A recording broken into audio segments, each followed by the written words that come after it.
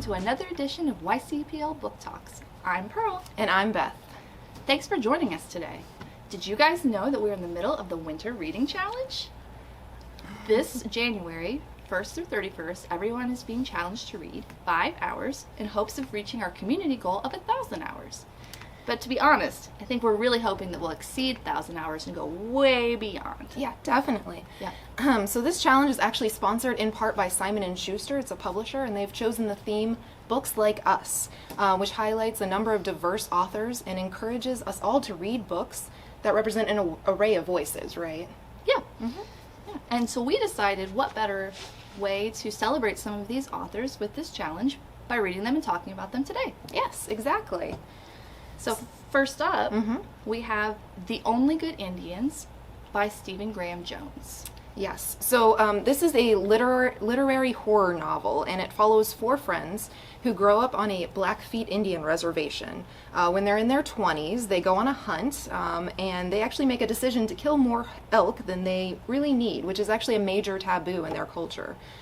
So 10 years later, which is where we really meet these guys, they have gone off to different lives, they've left the reservation for some of them, but they are now all being hunted by this vengeful spirit, this elk head woman. And it's a monster of vengeance who is bent on killing the 4 slowly and with great pain. And she's stalking them across the pages of this book. Yeah. So this is an adult fiction read. Yes. It is gruesome horror, but I would say it feels more psychological than this isn't like Stephen King. I wouldn't say. Yeah, well, I mean, some of his books maybe, but it's what you think of as classic horror with the slasher, bloody scenes, and there's some of that. But there's a lot of psychological horror too. This feeling that someone's behind you watching you, or that something that may be construed as an accident was actually caused by something else. It's very there's these moments where you're like, ooh, and you kind of look over your shoulder and maybe want to turn your lights on a little bit brighter. And I read horror, and I especially like psychological horror, but I don't read horror. I'm not really that into being scared or creeped out. There's nothing wrong with that, I definitely went through a phase in my teens where everybody wanted to watch horror movies, so that's what we did, and I was like, it's not quite for me. Same thing with books. However, having said that, I will say that when I was reading this book, I kept thinking, this would make a really good movie. Oh, yeah. Like with the musical cues, that kind of come in to make it really tense. Yeah.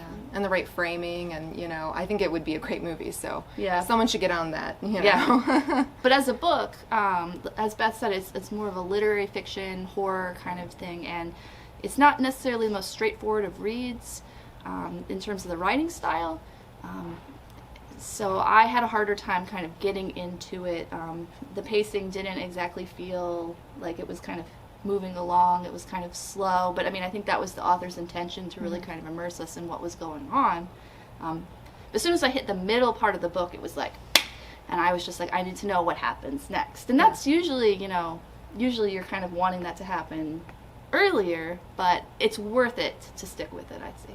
Yeah, and I think you really get more of a feeling about where these guys are coming from, and their, some of the things about how they live through life and the choices they make, and the idea of, how good of an Indian are they really. It's an area that I'm not super familiar with, so it was really interesting to see that culture and to see that kind of questioning of identity, in that way, and seeing how the cycles happen. Especially there's actually this one character, Gabe, and his daughter, and that kind of intergenerational violence that can happen, especially in certain communities where, violence just keeps cycling through the generations. I really found their section very heart-wrenching, and it was a good book for me. I liked it, but I do recognize that it's slow and it's not for everybody. Yeah, and I would say that I think I was reading it from a more critical perspective, especially since I knew we were going to have to talk about it. But I did like it. And if somebody was to say, oh, I want to read a horror book, I think I would be definitely recommending this. Not just because it's the first horror book I've read in years, but because it was good. Yes. Yeah. So, like we said, all of these books fall into the Books Like Us theme, and actually Stephen Graham Jones is a Blackfeet Indian, and he likes to say actually that he doesn't necessarily write Blackfeet Indian fiction, he's just a Blackfeet Indian, so anything he writes is gonna have that theme and tie into that. So, but all of the main characters are, and a lot of them kind of have to think critically, or at least not, maybe they're not really thinking about it, but they think a little bit about what they're doing and whether they are honoring their culture at all, and you know, what it means to be an Indian or Native person in contemporary society. And it's just interesting for that, you know, if you can get past the gruesome parts, because there are some. Yeah. So in terms of who would like this, I'd say horror fans who aren't afraid of a slow burn story, especially, and also those who are interested in kind of the, you know, identity struggle that goes on in Native peoples in contemporary America. And also, you know, if you're not really a horror reader, but you've kind of been thinking you want to give it a try, this is a good book to do so, but just be aware there is, like Beth said, there's gore. There was definitely a scene in the middle of the book where I texted her and I was like, what? What? So, yeah. I'm not sure I prepared you. I was not prepared. I was not prepared for that. It was really, like, it was like I'm detaching. It was really good, but at the moment I was like, what is happening? I mean, it's at its core what the thought process of it initially was, slasher film, you know, so it's just going to be gruesome. That's just the way it is. So there you go. But I think it's well balanced with great characters and some really interesting cultural themes. Oh, yeah.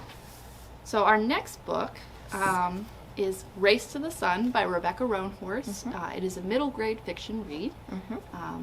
Guided by her Navajo ancestors, 7th grade Nahoni Begay discovers she's descended from a holy woman and destined to become a monster slayer, starting with the evil businessman who kidnapped her father. And there is a glossary of Navajo terms at the end of the book, which is really neat. And this is part of the Rick Riordan Reads imprint. Those of you that are not familiar with that, Rick Riordan kind of made his name in the middle grade fiction world writing the Percy Jackson series, which focuses a lot on Greek mythology. Kind of merging mythology with contemporary society, with these, you know, tween teen protagonists, to really kind of explore different issues of identity, belonging, and adventure. So he eventually, lots of success, and he created this imprint, which is focusing on a lot of other cultures, which is great. Definitely. And so this is one of the more recent ones. And honestly, you know, I've read a lot. Yes. Yeah, I've read of this Riordan, right? Yeah, I've read all of Rick Riordan's books. I've read a bunch of the ones from the imprints. I particularly love the Aru Shah series, River Shani Trochka. And I'm starting the Tristan Strong You're starting series the Tristan too, Strong which series? I'm really excited about. And they're really awesome. And it's so important to have this level of representation, you know, for middle grade fiction especially, because, you know, people need to be able to see themselves in books, and to be able to say, oh yeah, I am too a hero. I can go have these adventures. You know, and you can't undersell how important that is. Yeah, definitely. I will say that, you know, you've got all the elements of, you know, the teen mythological veined hero. You've got the introduction of the teen, you've got the quest, you've got the secret ancestral powers. Yes. Hero, we'll have to see. I think part of it felt a little formulaic at times, like trying to get into that mold almost, but once the author really kind of got our main character off on her quest, I really felt like things took off. Yeah, well, and I think that all of these stories seem to come from that, you know, that origin kind of thing, and what makes them unique then is that what they explore, the heritage they're exploring is different every time. So it's really exciting to read something that just, you know, you might not have any knowledge of, this culture, specifically Navajo, or as they, Dene is another term. And that's why I think it's important. Yes, it can be a little formulaic, but I'm not sure that middle grade readers are going to care. And honestly, Yeah. once you get past the first chapter or two, I didn't care.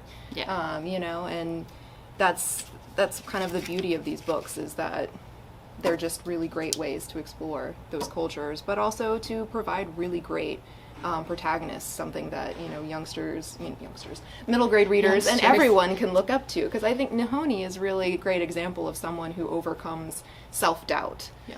And that's something that everyone can relate to, no matter, even if you're the coolest person in high school, you're going to doubt yourself a little bit, right? Yeah. Well, and she shows so much growth over the course of this book. Oh, I know.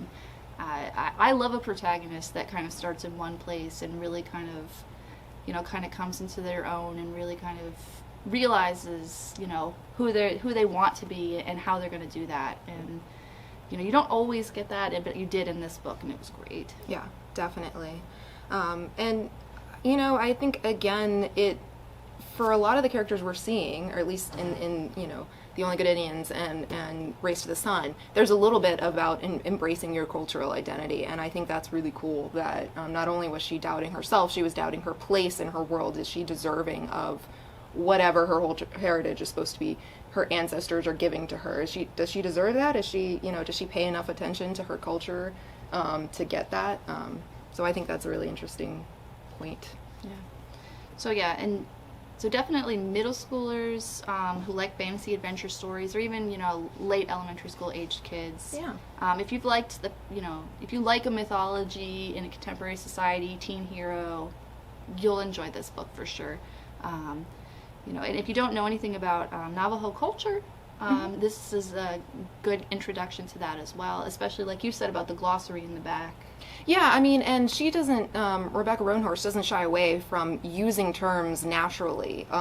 It does mean that sometimes you have to be like, wait a second, do I remember what that term is? But then there's the glossary in the back, so it doesn't matter. And she does a good job contextually of sort of explaining. Because again, Nihone is sort of an outsider to a culture, so a lot of times people are explaining stuff to her, or she's explaining stuff to her younger brother. So I think that's really cool to at least be able to get that, the words and the mythology, and really understand the meanings there. Yeah. So that's Race to the Sun, and our final book that we are featuring is The Black Kids by Christina Hammonds Reed. So this story follows Ashley Bennett. She's a black high school senior living with her family in an affluent white neighborhood. They're definitely upper class. They do make a good amount of money. They, she goes to a white high school. All her friends are white, but that doesn't mean she's not necessarily affected by her blackness. She does spend some moments where, people say things in passing, and she just kind of lets it go because it doesn't really, she just has to make a choice, and she lets it go. But she knows she doesn't have to deal with it the way the black kids at school do. And so this book actually takes place shortly before and then during and after the LA riots in 1992. And it follows Ashley as her whole world gets twisted all around. And in the process, she learns a little bit more about who she is, about her family history, and what it means to be black in America. Yeah.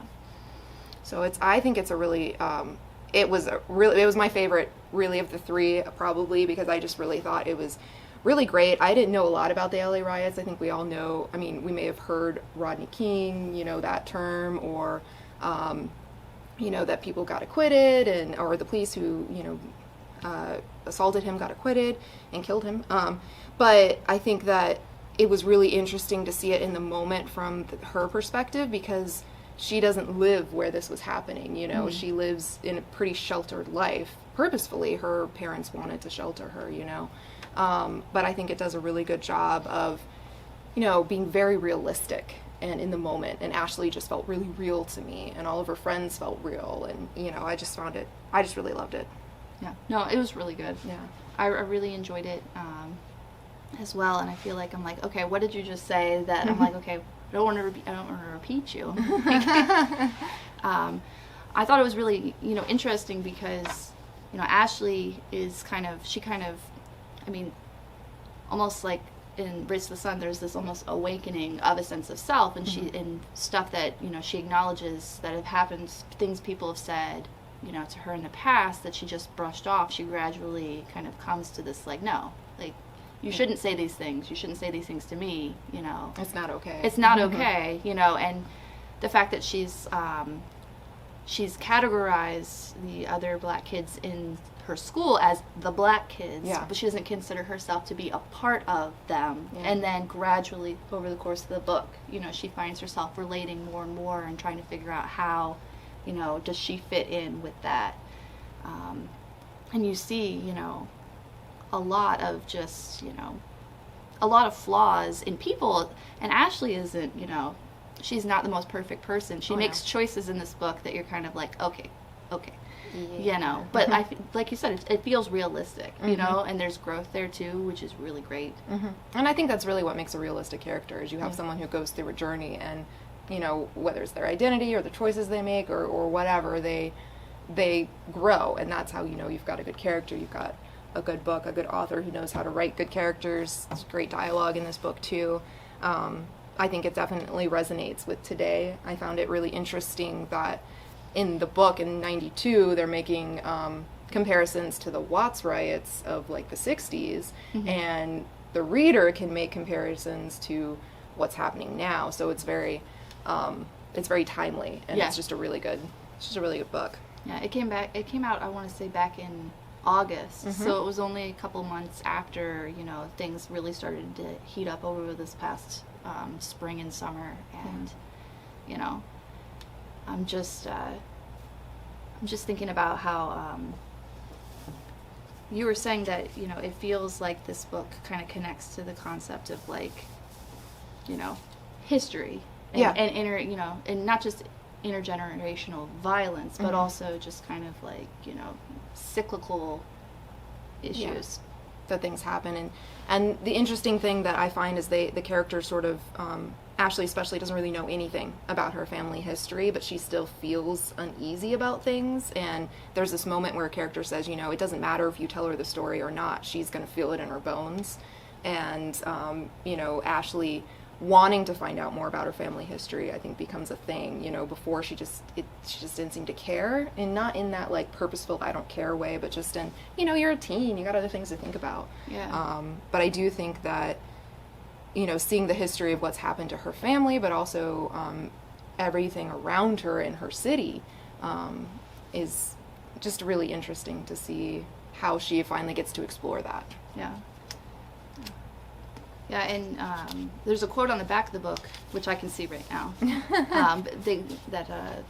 an author, Brandy Colbert, writes that it's a love letter to Los Angeles. Yeah, it's definitely got that as a place. Like, I've never been to LA, but it does feel like your stereotypical, like there's, you know, the palm trees, but also the setting and the feeling. I mean, and it's also very 90s. Like, there's definitely some references, especially in the music, where you're like, oh yeah, this is definitely in the 90s. It's amazing how it can, you know, it feels like it's happening right now, but it also, you know, it's happening in '92, so it's like, when does it become historical fiction? You know what I mean? It's like, you know, it feels like so, you know. Yeah. And, you know, I think that anyone would really like this book. I mean, I kind of consider it contemporary teen fiction because it's written like that, obviously, even though it, you know, it's very rooted in the 90s and a sense of place. But, you know, I think that anyone could read this book and enjoy it and get something from it, personally. They have stories that matter, you know, and it doesn't just matter to the protagonist. I think they grow. I mean, even her parents do a little growing, and that's just something that the author is able to do and do it really well. We would recommend this book for readers who also enjoy young adult fiction, who've read Dear Martin by Nick Stone, or The Hate You Give by Angie Thomas, or even I Am Not Your Perfect Mexican Daughter by Erica L. Sanchez. And if you've read this and you haven't read those, you should check those out. Oh, yeah, definitely. But yeah. So, you know, we read all of these books because they were written for an array of ages. We have an adult novel, young adult, middle grade. But we actually found that they all kind of talk about the same thing. And you heard us kind of mentioning or referencing or even dancing around the topic a little bit, but it all kind of comes down to identity, which is really, you know, what this theme is pointing out for readers, is books like us, books that, you know, force a character to explore their identity. Each of these characters come from a place where they're both of and not of a minority group. These characters maybe left the Blackfeet reservation. There's one of the characters that gets followed closely who married a white woman, and then what does that mean to his culture and his people?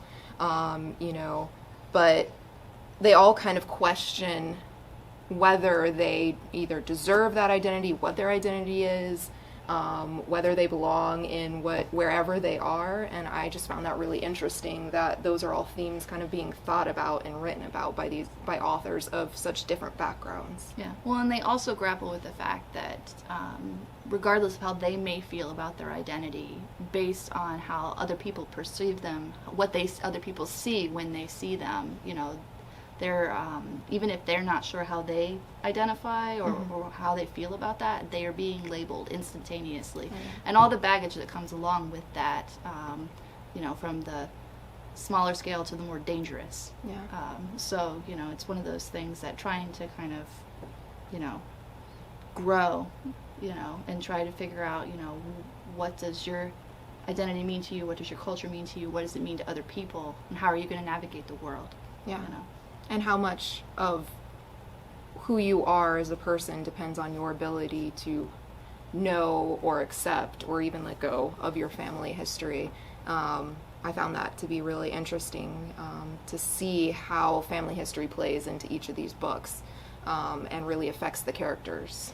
Yeah.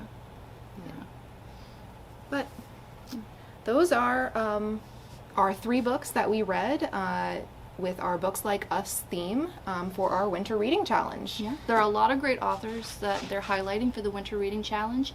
If you haven't already signed up on our Beanstack website, which you can get to from the library's website, if you go and sign up for the Winter Challenge, once you're in there, you'll notice that there's some activity badges, and each activity badge, for the most part, focuses on a specific author that Simon & Schuster is highlighting for the Books Like Us theme.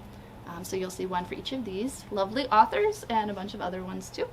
Sure. And when you register, you do get to pick up a packet that actually has a list of book suggestions that we think you should read beyond just these 3 that are also featuring those authors. So we think that this is a really great opportunity to try some new authors. Yeah.